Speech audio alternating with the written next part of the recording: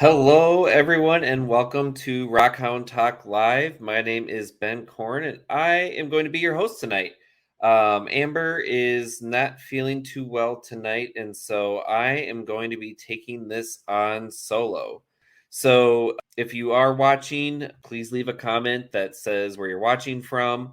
We do usually do kind of like a back and forth, what's going on. As for me right now, the big thing is this coming weekend, the Minnesota Mineral Club is doing their annual show. If you're not in the Minnesota area, I would encourage you to try to find a mineral club in your area. I believe every single mineral club will have an annual show. So if you want to just check out what mineral clubs are all about, try to find one in your area. The American Federation of Mineralogical Societies, or AFMS, has a list of all the different states and different mineral clubs in each state. So make sure to go ahead and look at that. If you are in the Minnesota area and you want to head down to the Minnesota State Fairgrounds, the Minnesota Mineral Club will have their annual show at the Dairy Building all day on Saturday and Sunday. I will actually be there all day volunteering both days. I do also have a fluorescent display. If anyone is interested in fluorescent minerals, I've got a display at the show as well. Looking through. Hi, Vicky. Hi, Joe. Hi, Stacy. Yes. Hi to Joe in Pennsylvania. Yes, Vicky, this is a Sterling Hill shirt.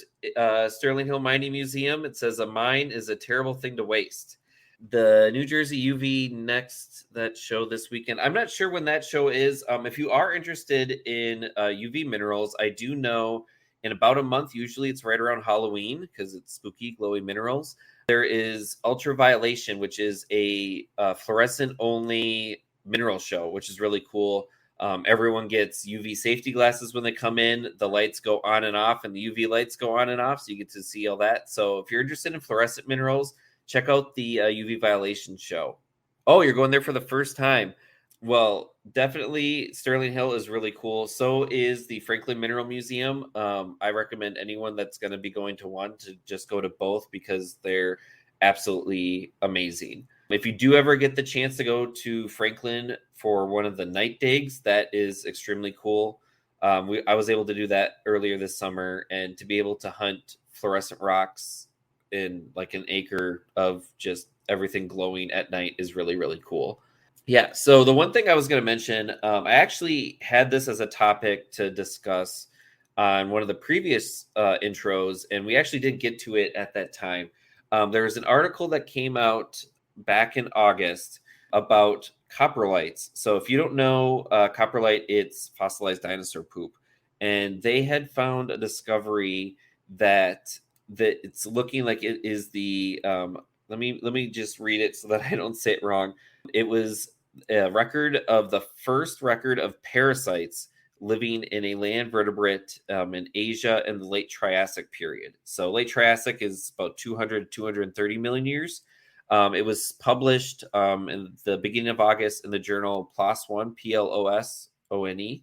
And so it's really cool. They mentioned that the coprolite that they found, they actually sliced it, and then they found eggs from parasites that were actually in the fossilized poop. So I think it's really cool that we're able to just tell so much from what life would have been like 200 million years ago. We are getting close to 8 o'clock, which is 8 o'clock Central Time, I should say 9 o'clock Eastern Time, which is the time that we usually get started. Our guest tonight is really cool. If you don't follow her on TikTok, make sure you do. She goes by the Miners Girl. Her name is Carolyn. She does all sorts of cool, searching in different mines and different things, and we will learn all about that tonight. So, welcome, Carolyn. Hi, thank you so much for having me tonight. I'm so excited to be here. Wonderful. So, I think I was mentioning to you earlier, I've been following you actually on TikTok for a while. But for those that don't, so you do a lot of, I guess, rock hounding and also old like videos where you go and you actually talk about some of the things that happens in mines and equipment and different things. Yeah. So how did you get started, or like how did you get interested in, I guess, like old abandoned mines? Well, so it wasn't always all about the mines. It was really more about volcanoes. Like, I grew up being obsessed with volcanoes. Like, I wanted to be a volcanologist. I wanted to travel the world and study volcanoes and lava. And I went when I was a teenager to Kilauea, and my dad, against his better judgment, allowed me to walk over the bench, waved to me, told me to be safe, and I went out there and I got to see flowing lava for the first time in my whole life.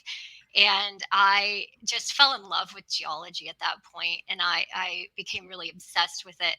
I had trouble in school passing the math and all that stuff, so I became a teacher instead. But my love and passion for geology never ceased to exist after that.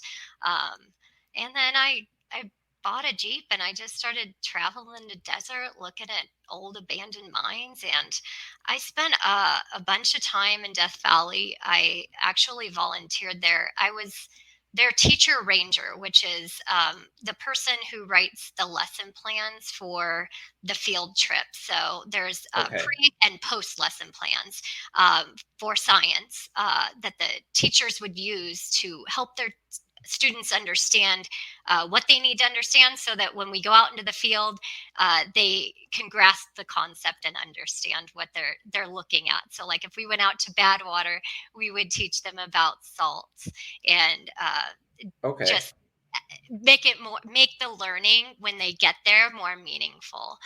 We also taught them about the wine glass canyons, things like that. And so I had loved that experience so much. I volunteered for two more summers after that, and I was very, very lucky and very fortunate to be able to travel around the park with the abandoned mine specialist, and he taught me so much about mining in Death Valley, mining in California, mining in Nevada, like all that stuff. And I fell in love with it. And I met a bunch of people that were really into mining, and eventually met an underground miner, and he taught me so much more. And his love for rocks and underground mining just enveloped my passion for the topic even more. So that's kind of So how it all began. so we did have a question kind of related to that. Joe was wondering, where are you? Because I know you do a lot in the Southwest. Yeah. So right now I'm actually in Arizona. We are in Nevada.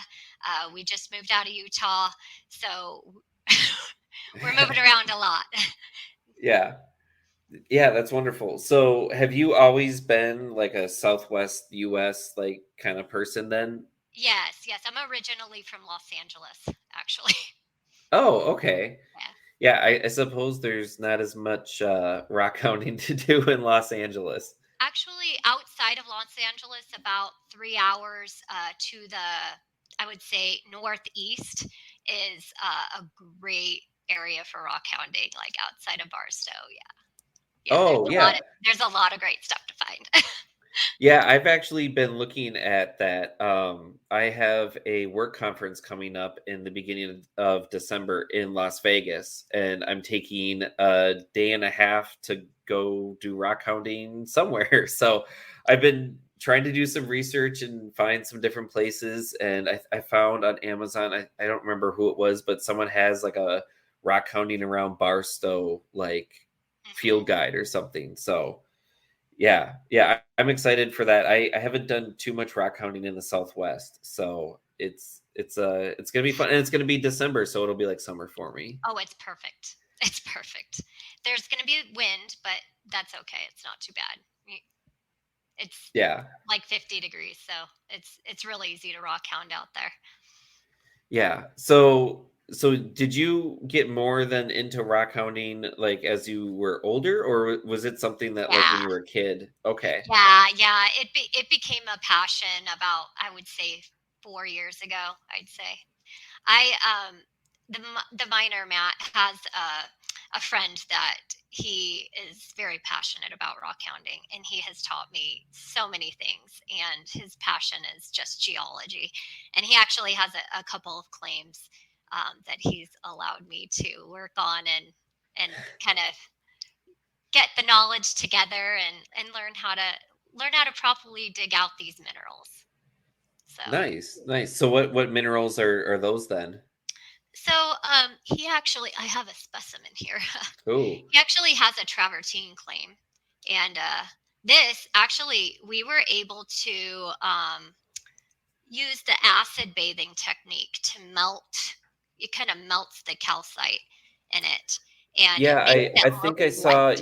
you did a TikTok video about that. Yeah. So we use the muriatic acid with a little bit of water and just throw those specimens in, and it kind of melts it all together, makes it look really pretty, and it looks like it's been splashed with water. It's a really good, quick technique to make the minerals look really A+ right away. Yeah, yeah, those I'm always surprised even like Lake Superior gets like people who use like an iron out bath and just it's just so crazy. Like if any like that's the one thing like I've seen a lot of people try to be like, how can I make my minerals look better? And like being able to learn how to use some of these cleaning techniques will help like them like tenfold just Hmm. how beautiful they are. The little high pressure water gun, that's a great tool to get started with if you're just looking to clean some, crystals up, things like that.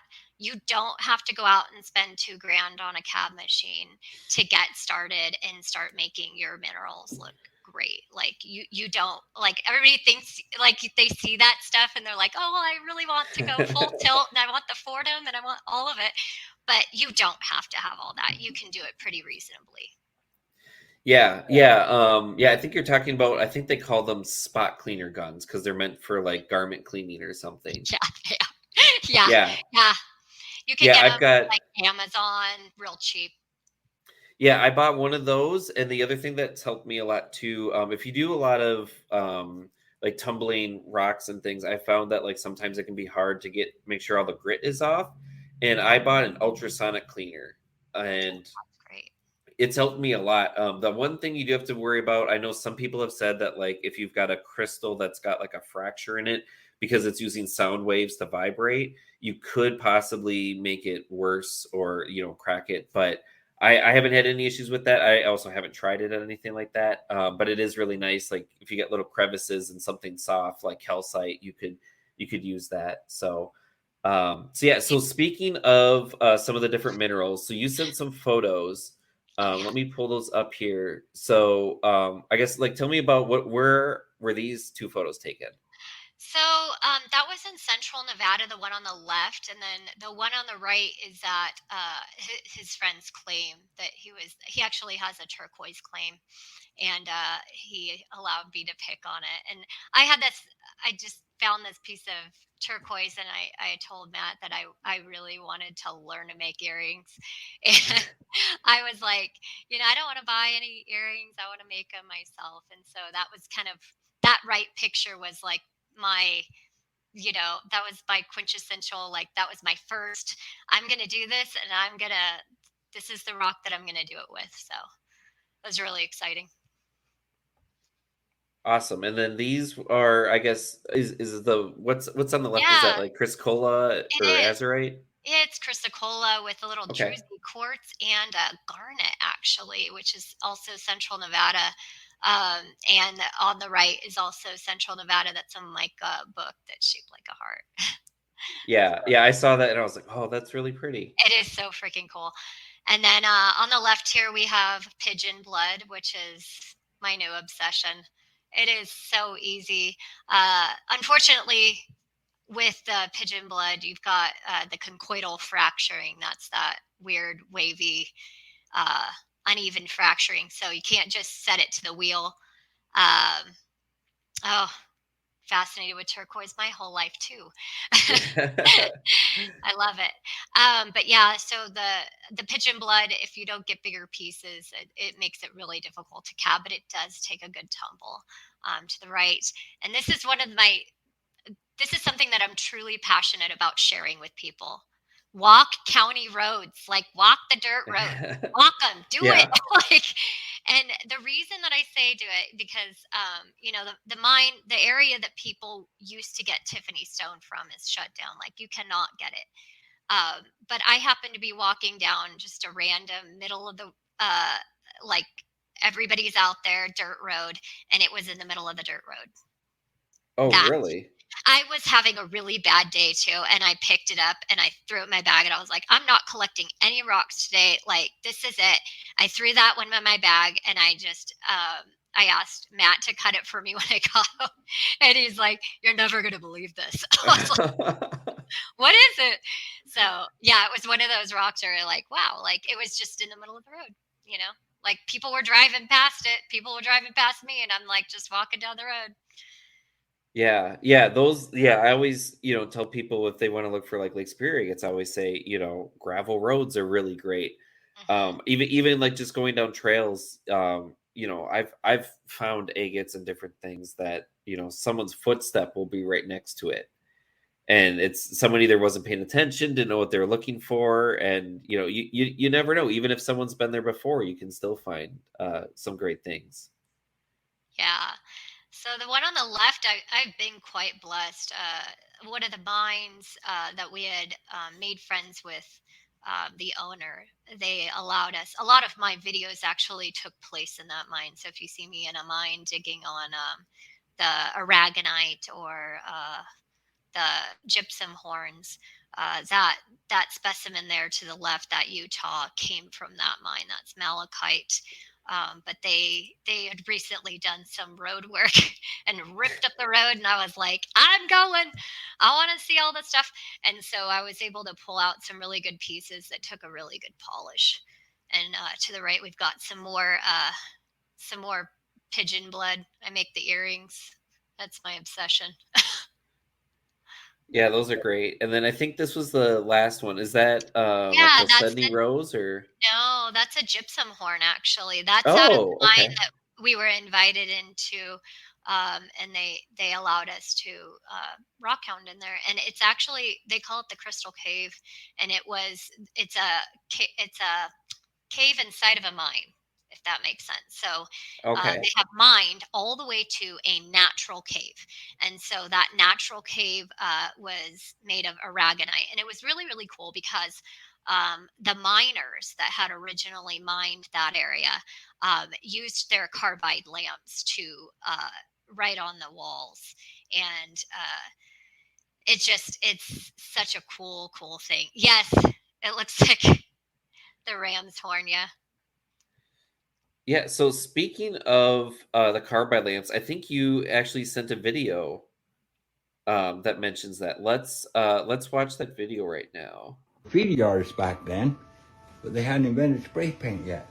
So the miners would use their lamp right on the ribs. That's what they call the walls in a mine. Ribs. Right. See how it writes on that box? Yeah. So they would paint pictures and write their name and the date. Yeah, that's really cool. So who was that in the video then that was describing that? So that is Lyle, and he actually works in the museum there in Eureka, Utah.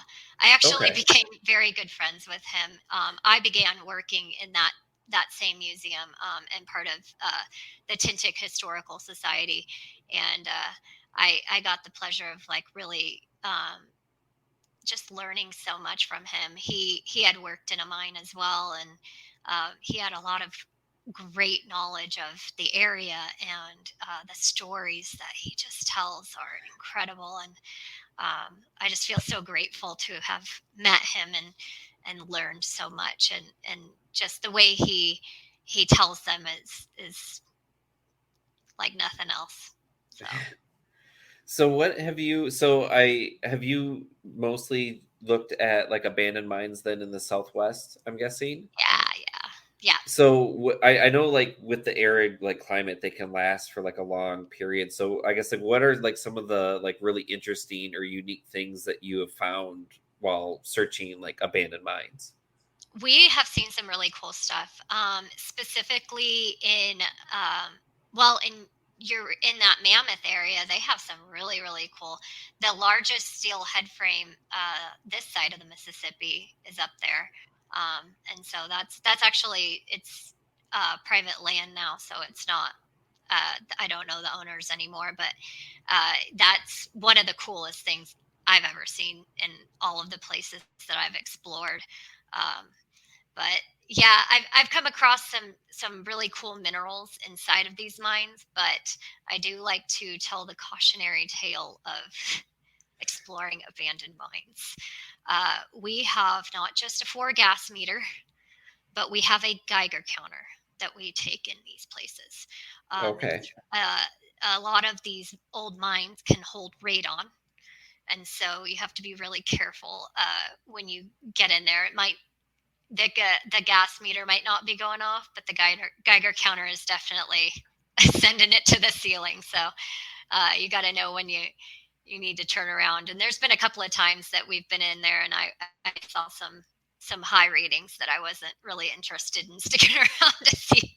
So we turned to burn. But yeah, that's one of the things that we're really we find very important in what we do. Yeah, so I guess besides like monitoring, like being safe and monitoring the environment, like if someone wanted to, I guess like even like find like how would they find like these abandoned mines, or like what advice would you give to someone that's like, this is awesome, I want to try to, go out and search these? So a lot of them are getting shut down. Honestly, they are getting barred off. But I generally just reading topographical maps and trying it out, hiking it out. Go up there, look at it, see if it's okay. I have the benefit of living with an underground miner. He calls it if he's not interested in doing it. We turn around and leave. If he So I'm very lucky like that. A lot of people wouldn't necessarily have that same knowledge. Also, in the same respect with the mine that we had visited frequently in Mammoth, same deal. They all worked in the mine. They knew the ground. They knew what was safe, what wasn't safe. They helped us understand what we needed to look for and how to be safe there. Okay. Yeah, I'm just looking through some of the questions. Yeah, if anyone's got any questions, please leave them in the chat. Yeah, as Vicky mentioned, we are talking about the spot cleaning gun. They're great. Just be careful you don't put your finger too close to the stream. That does come out very hard and fast, and that can hurt. Yeah, and Stacy mentioned too that she cleans her agates in Mississippi with citric acid and iron out. So yes, those are very cool, very nice things to use for cleaning certain rocks. Even vinegar, like you can even use, Yes. like if you're scared of chemicals, you're not ready to go with the what do you call it, like the muriatic acid, like because that can be very daunting. Like you can have some problems with it. Just start with vinegar. I Yeah. That's a great I start. Yeah, I actually, because now that I have a house, I've been starting to make like rock cleaning, like stations and areas and things. And the one thing that I was like, I can finally buy and feel like I can use safely are like some of the big acids, sulfamic acid, muriatic acid. And I will say I did buy from like, it was like a contractor warehouse thing, but I got a half face respirator as well. Since if I Mhm. do ever decide to do anything indoors with that, the fumes can be really bad. I do work with a lot of dangerous fumes for my work with environmental things. So I do actually have like a full face if I want to be like super safe with it. But yeah, always make sure if you're using acids, well ventilated areas. The one thing to remember from chemistry class is to always add acid, because if you add water to an acid, it can splash. I know I've seen like in your videos, you'll even like Yeah, you'll mention too about like splashing, like that's one of the very important things to remember is all that. We do and have a double up the container in case it becomes like Vesuvius. Like you want to make sure that it's covered, and you don't spill that into your house or your backyard or whatever. Yeah. Yeah, and also just be careful too, because sometimes you never know how something's going to react to an acid. I actually had a very interesting Yeah. experience. I was actually cleaning. I had some Thunder Bay amethyst, which has like the hematite inclusions in it, but it can also get a lot of like iron coating on the outside. And I was cleaning them in iron out, and I was trying to mix. I had powdered iron out, and I was trying to mix it, and I had used a Pyrex measuring cup. And I don't know what is in a Pyrex measuring cup, but whatever it is did not like the iron out, and it actually shattered in my hand as I was like stirring the solution with it. So, and I Wow. had no idea. I just figured it was glass, but they must have some chemical in it that reacted with the iron out. So, Well, that's a yeah, good so tip. yeah, yeah. So always be careful with that. So, and then too, like with minerals, if you're ever not sure how it's going to react with the acid, always takes one that you might not care about. Test it on that. Those are always good. We do have. I want to shout out to the Mineral Monsters. They Oh, were wondering if you ever thanks. do any like guided trips. I have not. I have not thought about that. I kind of, I don't know. I hate saying this, but it's more like I have a spur of the moment. We're doing it. Let's get on the road. Let's get out of here. Let's go camping. Let's go find it. Like it always kind of just happens that way. But I'm not opposed to it. I mean, it might be fun to kind of get a group together and hang out and go find some good stuff. Yeah, Yeah, yeah. I do know. I believe the Mineral Monsters are in Arizona. they are So in Arizona, South Arizona. yeah, maybe there's a collaboration coming up there. Maybe we need Um, to collab. Yeah, yeah, totally. I love it. yeah. And then we did have Vicky mentioned on talking about iron out. She says to use distilled water. She said she's had some chemical reactions. I do know if you are using iron out, make sure it is dissolved all of the way. I have seen people pull agates and different things out that will have a black coating on them because they don't have the iron out dissolved all the way. So, yeah, these are great tips That coming is a through good tip. too. I like that Yeah, one. so yeah, and I did see you had a video where you mentioned someone I guess had said something about like I don't know if they like had accused you of like doing the TikTok stuff like as your job or something, but you mentioned like you and your partner like you're full-time working, like this is what you like to do like on like your your free time or whatever. So like it kind of got me thinking too, like so is it like almost every weekend then that you are out doing your Yeah, adventures? yeah, yeah. So we don't have kids, and our dog just unfortunately passed away. But yeah, we have a lot of free time on the weekends. So when he's off, we hit the road and we like to go find it, whether it's locally or whether it's something I've read a USGS report about. Like we'll hit the road, and I try to do it as often as I can. It's actually and I I love to tell people, like, I used to do this as hiking for mental health. Like, I needed to Oh, get okay. out to just walk and walk and walk off the negative energy, just walk. And now it's turned into a productive mental health kind of I need to get outside. I need to feel the sunshine on my face. Especially when we were in Utah, like, it was really hard. Like, the winter was like being from LA, I never experienced real winter before. So Oh. there was snow on the ground, and I was like, "So what are we gonna like? Is this gonna melt quick, or like what are we doing?" And it was like, no sun, snow everywhere. So it was like really rough on me, and I kind of had to learn to deal with that, and that's where I picked up a lot more of my cleaning and polishing and doing those kinds of things. But yeah, getting out every weekend is good for my mental health, and that's what we do. We love the sunshine. We love driving through the desert. We even like to look for wildlife sometimes, just looking around for snakes or whatever is out there. Yeah, that's the one thing I always like. It always takes me away. Like sometimes, like I was just in Montana about a month ago in the Badlands of Terry, and just like you run across deer and coyotes and like all sorts of just like cool things that like you usually don't see. So, do you have like some favorite like areas then that you like go to like all the time, or are you very Oh much so like man, we've been there and like we need to go like somewhere new? turn and burn. Yeah. So there are places, I call it a recon mission.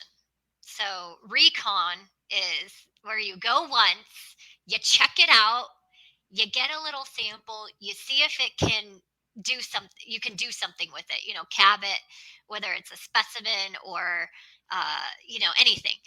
And then when you come back, uh, then you really do your collecting. But I believe in recon so much because you can get out there and like everyone's talked about it. Everyone's told you this is where you got to get the agates. This is where you got to go. And then you get out there and you're like, I found nothing. I saw nothing. I found absolutely nothing. And that has happened to me. I have been a victim of that. And I decided that I will go out, I will read the USGS reports, I will go out, I will look, I will wander around and find the places, pop the coordinates in, look for the stuff, and then come back, drag drag the miner with me, and we go find the Yeah. real stuff. We do the real mission. So I-70, man, like Utah, straight through the middle. Moab, Yellow Cat, Petwood. Oh yeah, like the Poison Strip. Yeah, Major, that sounds. majorly cool stuff. Yeah, That's where I the was. Floy is, where the pigeon blood is too. All that pigeon blood Oh, is Floy, and that's about that's about a half hour out of Green River, which is off of I-70, south of I-70. okay. Yeah, I've been in Utah quite a bit, but it's been like so many years. Like I did actually as part of like my geology field camp, we actually went to Dinosaur National Monument and Arches and a whole bunch of stuff. And it's one of those places where I'm like, I really need to go.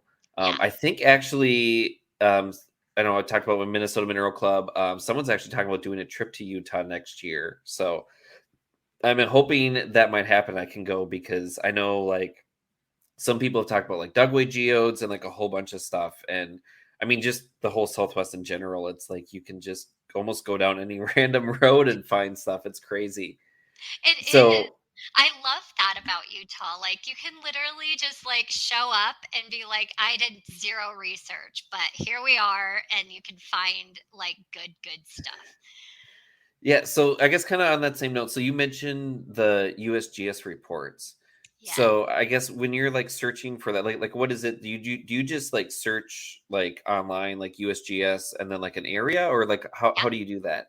I searched the mountain range. I like Okay. literally Googled mountain range USGS report, and then I start combing through keywords. I use the word abundant because there are a lot of reports that have small amounts of copper minerals and just different like little tiny things that are not like worth our moments of travel. But then there are amazing things, and when it says abundant, that's when we know it's worth the jam. Right, right. Yeah, and I guess like the one thing too, like I've noticed, like looking back at like some of those reports is like even if you find a report from like sometimes like the 30s or 40s or Oh yeah, like whatever, like the rocks haven't moved, they're still there. So even if you find something that's old that someone was talked about, like they're still there. So they're still there um and they're still available. yeah, And yeah. they're claimed up. And so that's the other side of doing that. So you want to look up your coordinates and you want to look up your claims and you want to make sure that they're not currently claimed.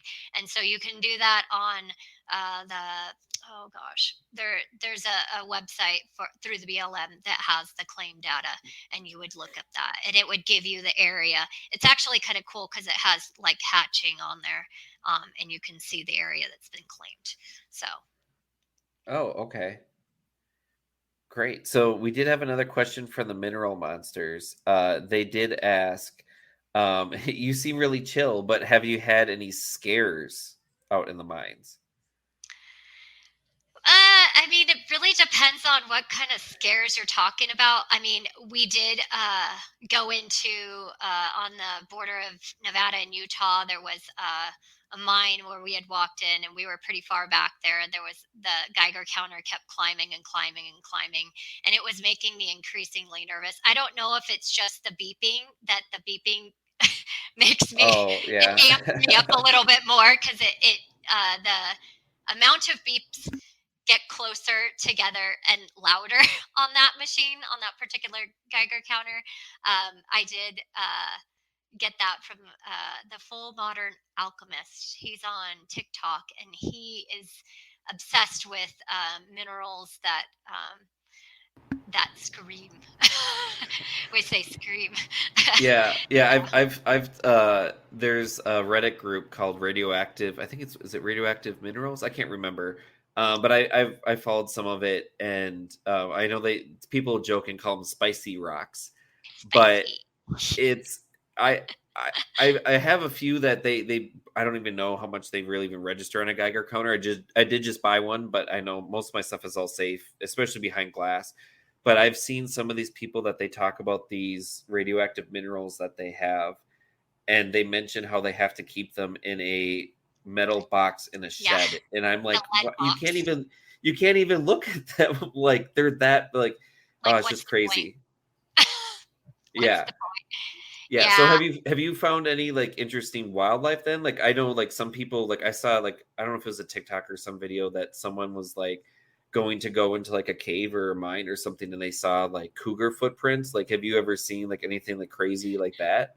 I have seen some footprints, but I've never experienced any like live animals in there. I mean, there's a ton in the Southwest of these like pack rats and stuff like that. You will run into your occasional snake. My good friend was going down a ladder out in Mojave, and he was on the last rung, and there was a rattler that was waking up. And so you want to be careful of, if you're going to explore mines, that's one of those things that you've got to commit to and just say, you know what, these are the things that can happen. And that's that snakes are one of them. Uh, but really, I haven't seen anything that has scared the heck out of me so bad I've like ran out of a mine. I've never ran out of a mine.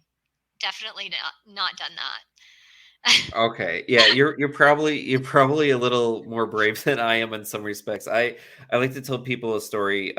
So I was working actually at an abandoned facility in Minnesota. This is before I actually had moved back to Minnesota. And as a little bit of background, earlier in the week, we had found a homeless person or unhoused person living in the woods, and we had to get them to move. And then I kept seeing them, and then my other coworkers had gone away, and I was there by myself. And I actually had to sample and do some work inside of the building, which was abandoned, and half the lights didn't work. And so I'm in there by myself, and I had seen this guy kind of walking around, and I was like really nervous. And they had like this trash compactor up against a loading dock, and there was like a door that goes outside, and I kept hearing a noise. And I was like, what the heck is that? And it's like across the room. And I was like, and I kept hearing it again. And I was like, there's something moving around over there. And I like finally like grabbed some lights and like went over there and looked. And there was a litter of kittens and they were playing. And I was like, I like nearly like fainted because I'm like, someone's trying to break into the door. I can hear all this noise, and it's these like kittens playing. And I was like, oh my gosh, like you never like your brain starts playing tricks on you when you start hearing things in dark areas. You know what's funny is the miner. And when I first met him, Matt was very, very adamant. He said to me, because I like when he's out working, Yeah. I'm out and I'm looking for rocks. I'm hiking. I'm doing every canyon I can. I'm looking for stuff, anything. And he's like, I need you to make a commitment to me. And I was like, what? And he's like, that you won't go in the mines alone anymore. I was like, okay, this is really hard. So I was like, I when we first made the promise, I stood on the outside of the mines and I'd be like looking at it and be like, well, I guess I'll have to check back later. But it was like such a like disheartening thing. But I truly understand like why, he was so obsessed with, because I mean, it's not always going to be a litter of kittens. We have a lot of Right. mountain lions and bobcats, especially like in the Southwest, and that is a situation that you could definitely run into. Rattlesnakes are really not the only thing. So the other thing is that some of these mines have water, and the Oh. water with the bad air combined can create bad gas. And so, and you wouldn't know it. And there have been stories of people who have dropped over and deceased because of coming into contact with water, still water in mines. So, Wow. Yeah. Yeah. uh, So so lots of dangers. So have you like gone into mines then, and like I guess like for like the minerals, like do you always like know then like what minerals like they were mining and what to expect, or do you sometimes I guess like find stuff that you're not expecting? yes, yes, of course. Yeah, we do. We do find some cool things that we're not expecting. But generally speaking, it's like, a lot of these mines out here are hard rock mines. So copper, Okay. silver, gold, those kinds of mines. We try to stay out of anything that's radioactive. So like beryllium. There's a couple out in the West Desert of Utah that are beryllium, uranium, those kinds of things. And no way. Not a chance Yeah. on the planet. So even if it looks really cool. So So are there like I guess like I for when I like go near mines, like I've never like seen like adits or anything of like spaces I can usually go into, but I've usually looked through like the mine tailings. Do you do a lot then to like go through the mine tailings first, or like how do you approach that? yeah, we'll look at the mine tailings every now and again.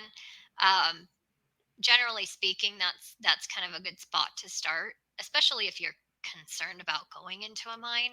I like going into mines because it's a sense of thrill and enjoyment. I like when I see a ladder, it just it sends me to the moon. I'm like, a ladder.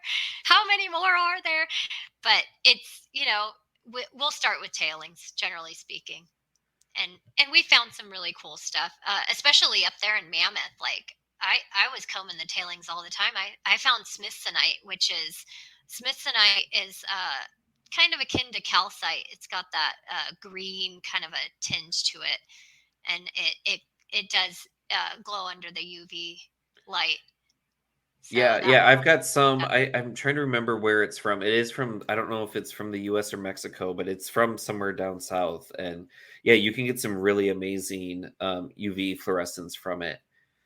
So, hmm so you did send one other video of one of your finds. I'm not sure exactly what it is, so let's take a look. that might be the Tiffany. Yeah, that's the Tiffany stone Oh, it is. So that this I was the one found. that, That was the one I found in the road. That's why I was telling people, like, you just got to go out there and walk roads, man. Like, especially if they're using the grater on it. After they've scraped it, it's the best way to find that stuff. That's just water. I haven't polished it yet. I'm too scared. I'm too scared to touch it because it's such a cool specimen. But yeah, so I haven't done anything, but yeah, just the water there. So was that like a county road, or was this like a road to a mine Yeah. that you were No, going it was down? like a county road. Like people drive their side by sides, their Jeeps, all that stuff up there. It's like literally it's a paved road that ends and then it just becomes a dirt road into just, out in the West Desert. And that's what I was doing. Just walking around, looking for anything. Yeah. So we found topaz out there right in the middle of the road too. Oh, really? Yeah. Wow. Yeah, little Yeah, yeah, you know, it's kind of crazy too. I just saw we had Zeke Holder who has the Cherokee Ruby mine in North Carolina. And he mentioned on the show, people will find rubies in the parking lot. And he just posted someone found it was like an 11.8 carat ruby in the oh parking my lot. gosh. Yeah, and That it's is like, awesome. Oh my gosh, that would be amazing. That's such a yeah, find. yeah, yeah, and Super it's just like, oh my gosh, like, like some of these, like even like going to any of these other like, pay to dig kind of places, and people mhm. always just bypass the parking lots or whatever. Or like I know too, like I was going in Montana, I was going to look for Bear Canyon agates. And everyone's like, we're gonna go up the canyon and we're gonna look. And we get out of the cars and we're kind of getting a group together and we start walking, and we walked, I don't know, 20 feet from the parking lot. And I looked down and I was like, oh, and I found one. Like, you just never know. Like, it's always be looking, always like just keep your eyes down. Like, yeah, you never know what you're gonna find. And you know what? I always tell people after it rains is the best time to go. After it rains, because there is a place called Sunstone Knoll, and that's out just it's south of Delta, Utah. And it is a great little spot, especially if you have kids. Like it's right off the highway. You don't even need like four-wheel drive or anything. Like you could literally drive your Honda Civic up to this spot and just get Oh, nice. handfuls of this sunstone. Now they're not like the Oregon sunstones that are like ooh ah like everybody wants. Like I'm dying to go to Oregon to get Oregon sunstones because they're like incredible. Oh my gosh. Yeah.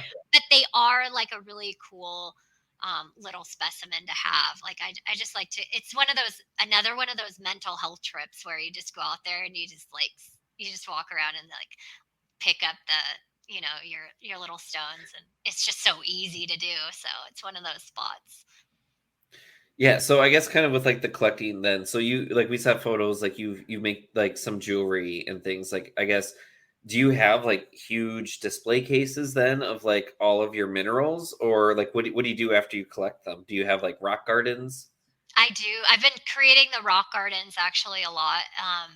Now in our new property, we have copious amounts of space where I'm trying to create. I want to do a labyrinth, which is like the ones where you can walk, and I'm kind of dying to do the maze in my own backyard, and so I want to use all my rocks that I found and make my own maze so I can walk for my mental health. But I love making jewelry, but you know what my passion is to give it to people. I really love just giving it away to my friends because my friends are always like, "Oh, I love that so much," and so I really enjoy like. Just blessing somebody with a pair of earrings or a pendant that they liked or something like that. And it's good practice for me. And it's, after work, I'm a online teacher, so I work from my house.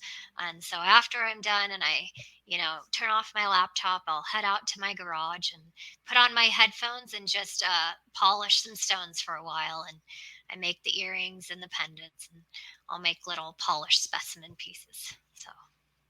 Yeah, that's great. Yeah, that's the one thing that I'm hoping now that I finally have a house, I can start eventually get a saw and just start making jewelry. I did do a like a lapidary class. It was more for like Lake Superior agates, and I was like able to polish and make some jewelry and stuff. And it's something too that like I just also can see the like calming aspect of it of just being able to sit like behind a wheel or a saw and just like work on it. And then two, like just also being able to see like something that might look ugly and then you picked it up and saw the potential and then all of a sudden like the Tiffany stone where it's like oh wow like it's so different.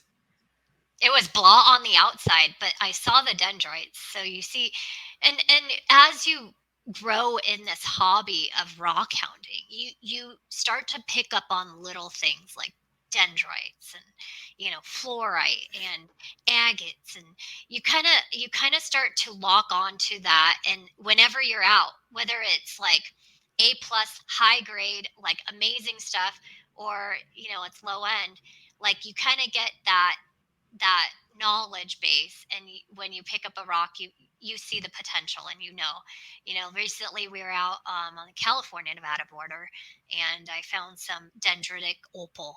And I always am looking for something that has dendrites that will polish, because a lot of those dendrites just fly right off. Like you put Yeah, it on the grinder, and it's those little fern like leaves are gone, and it's just so disheartening. But this took a great polish, and I just really love that. And so I was able to find some of that and do that recently as well.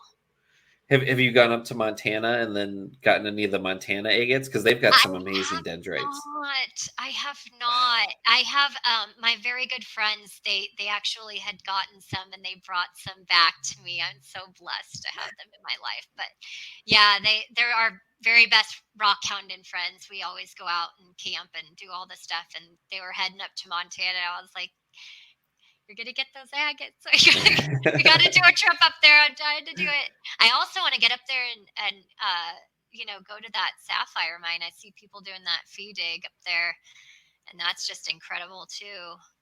Yeah, we just had I know people from our mineral club, they just went. There was sapphires, and I believe there were also garnets. There's some garnets that you can do up there. But yeah, and Montana's so amazing because I've done a couple times. I've gone up into the mountains just like trying to find stuff and look at old mine tailings and different things. And there's so much, mining history in Montana. Oh, It's Butte is it's incredible. crazy. Yeah, Yeah, Butte. Oh yeah, yeah, yeah. Butte. Well, yeah, Butte's got its own, different story too. Yeah, because being from going from like the richest hill on earth to probably one of the most polluted, Yeah. holes on earth. But Berkeley. Yeah, Berkeley yeah. pit. Yeah, so I'm just trying to catch up here. Hi, Suze. Looking at some of the comments here. Let's see. Vicky says, just thinking about this weekend, I once was told good luck is experience meeting opportunities, how it has taken experience to maximize opportunities. Yes, yeah, I will say too, like, some people think like certain rock hounds are really lucky because they find like some really amazing things. And just putting in that experience and having the opportunities and getting out there, like that's how you get luck. Like you make your own luck, I guess. That and it takes time. Like I didn't get like this overnight. This was not something that just all of a sudden I was like, I got all the best rocks. Like it wasn't like that. I found a lot of like just kind of whatever quartz, chalcedony, just like I actually just found my little bucket of things that I'd picked up when I first started doing this, and I was like, "This is so blah." But Matt was like, "You really have to keep that because that shows you like the development of like where you were and like where you are now, and like that's an important feature in this hobby, and I can't stress it enough to new like beginning rock hounds that you're not going to find it all right away, and it's not as easy as it may look, but it just takes time. Yeah, so I guess kind of with that too, like, is there any like mineral or place that you have that you're like, I really want to go and collect this or see this? Oh gosh, where do I begin? All of it. All of it. I want all of it. I like I said, I really want to get up to the Sunstones, but Oh, annually yeah. we go up to Virgin Valley, and we collect the opals. And the opals are absolutely my favorite. That is my birthstone. But the fire opals, I have been very, very lucky. We get the load. So we go to Rainbow Ridge and we get the load, and they throw it on the table, and you spend the whole day. You have 8 hours to dig through all of the load, and you bring your buckets of water and you just start digging, and you go through the tailings, and you look through, and I found black opal. I was actually really, really, and Wow. mine I was actually I found a ghost, a black opal with a ghost in it. So I was like, no way. Like it was one of those like I'm like jumping around like yelling, I got the thing. So that's one of my favorite just things to do. It's a great campground. That's there's ponds up there. Yeah, And yeah, I did do a trip up because we went to the Royal Peacock, okay. and Oh yeah, that yeah, yeah. was, yeah, I got really lucky and I found it's got the ghost or phantom. It doesn't have any fire in it, but yeah, those are amazing. Yeah, and if anyone is interested to in hearing more about the Virgin Valley, we did actually interview the owner of the Royal Peacock a couple episodes ago, so make sure you go back and listen to that. But yeah, opals, yeah, I know too. There's I guess is it Spencer, Idaho has opals, and then I Yeah. believe in Oregon too they've got like orange opals as well.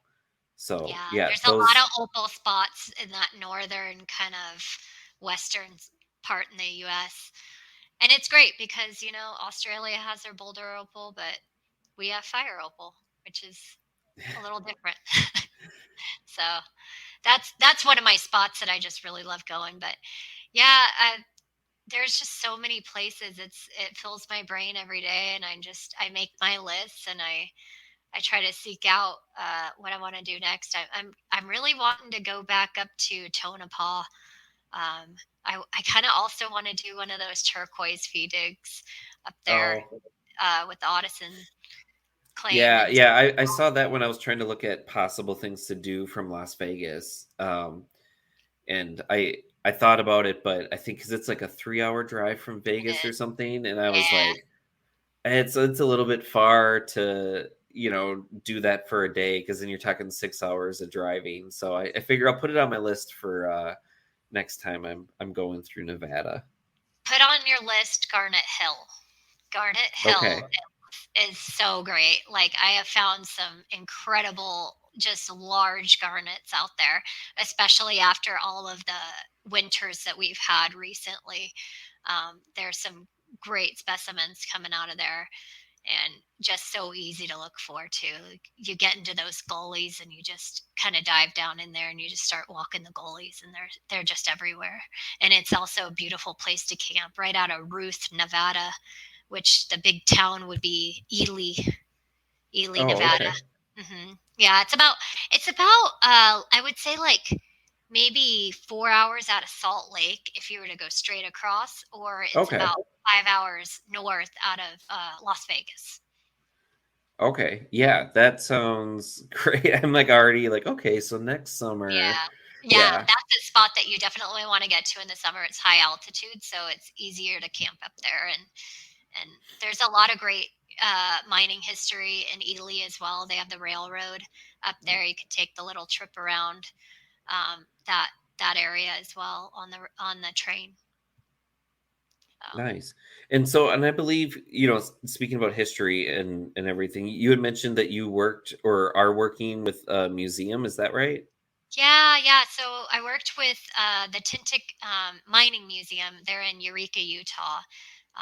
It consists of two buildings. So the one building was the train depot that they moved there in the 70s, and then the other was the original county. It was like a sheriff's office and fire station. Um, and that I was kind of working to make it a mining museum and a separate Eureka Museum, separated.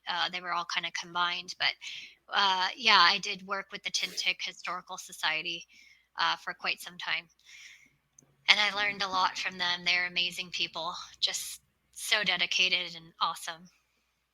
So, if people are trying to find out more about like mining history, I guess like in general or their area, like are there any like resources that you would recommend? So yeah, Utah actually had like one Utah was so different than any of the other states that I had been to. Utah really enjoys preserving their own history, which is incredible. So there is literally a museum in almost every town uh, in in Utah, and I am one of those people that will run to each museum because I just enjoy the history. But I really don't have much. I just kind of Google it and see if there's. I'll do the town and I'll put mining museum or mining and see what comes up. And generally speaking, across the Southwest, you will find quite a bit of it. Tonopah is one of the huge mining areas in central Nevada. Also, if you're out of Reno, Nevada, they have it's not just mining, but it is also their incredible mineral displays, the McKay School of Mines, and that is out of UNR. So, and they just cool stuff. It's all mining, but they also have a whole floor dedicated to just minerals. So, Oh, wow. Yeah, that's really cool. Yeah, and I will say too, your channel on TikTok has had a lot of like I guess just different people and just like a ton of information about like just different equipment and I guess like kind of like just how mines work, which has been like really cool. Like has there been any equipment that you've seen that has like just blown you away from like some abandoned mine? I have seen quite a bit of equipment. A lot of it gets snagged by people and they take it or whatever. So there is a lot of that. But I have seen a lot of equipment just because of going to these museums and even people having it in their yards. But my favorite is that 12B mucker.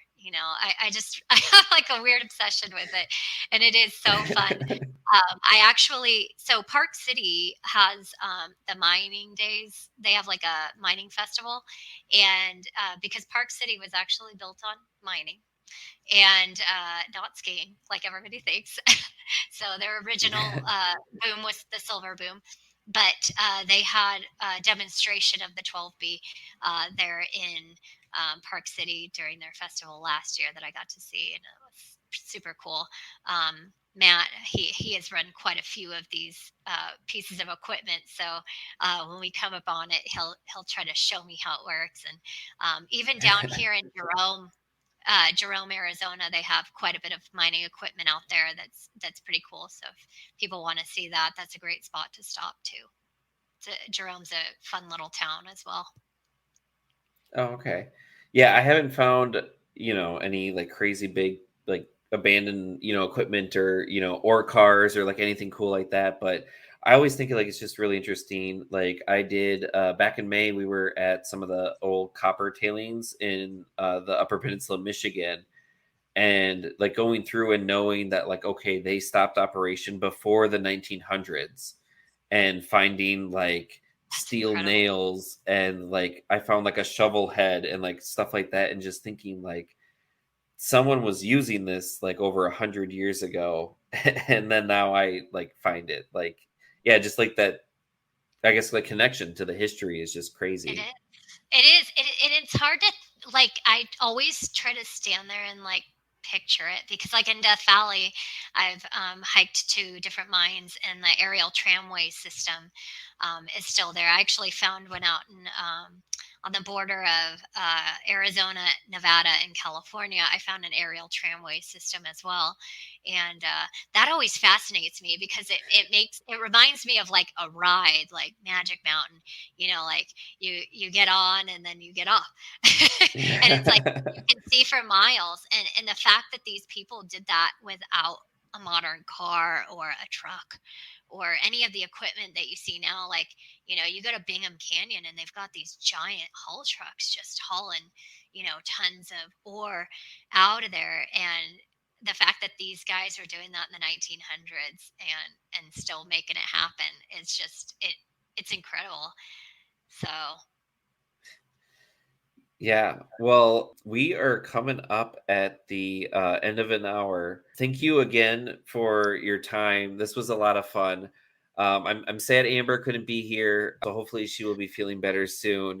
So you are, I think, are you only on TikTok or are you on yeah, other for the places? primary, I do have a YouTube as well. I'm the Miners Girl Minerals on Instagram. Those are primarily the only three that I do. I've been trying to update YouTube a little more, but TikTok seems to be the sweet place where I've made the connections with all the Rockhounders, and I just love the community there. Like everybody's like, "Oh, that's rad! I gotta go!" Like, and it's so fun to like see what other people are getting, and I'm like, that's just and the algorithm just mixes you in with everybody that's like looking for good stuff. So it's a fun place to be for me, and so that's why I put so much energy into it because I've gotten a lot of energy back out of it. So Awesome. Yeah. So if you are interested in looking at some really cool rock hunting videos, abandoned mines, all that stuff, make sure to follow the Miners Girl on TikTok. And then looking ahead for us, we actually are doing our season finale in 2 weeks. October 4th on Wednesday, 9 o'clock Eastern time, we are going to have Dykenite. So speaking of TikTok, she is also on TikTok. She is known for doing what she calls gay geology. So you can probably guess by her username that she is on the queer side of science. And so we'll talk about a whole bunch of geology stuff since she is also a geologist and does a whole bunch of research. I know, Carolyn, you mentioned volcanoes. She does a lot of research on volcanoes. So she's got some really cool photos of like volcanic eruptions in Iceland and things that we are going to talk about. So don't miss that. Again, that's going to be our season finale, and then we're going to be off for at least a couple, probably a few months. So tune in next Wednesday, October 4th. And then thank you again to Carolyn, also known as the Miners Girl, for stopping by. Thank you so much for having me. I've really enjoyed this. And I love the rock hounding community because it's just such a welcoming place. And everyone just, they want to help you. And that's in turn what I want to do too. Yes, wonderful. I couldn't have said it any better. So thank you, everyone. And I will see you all later. Bye.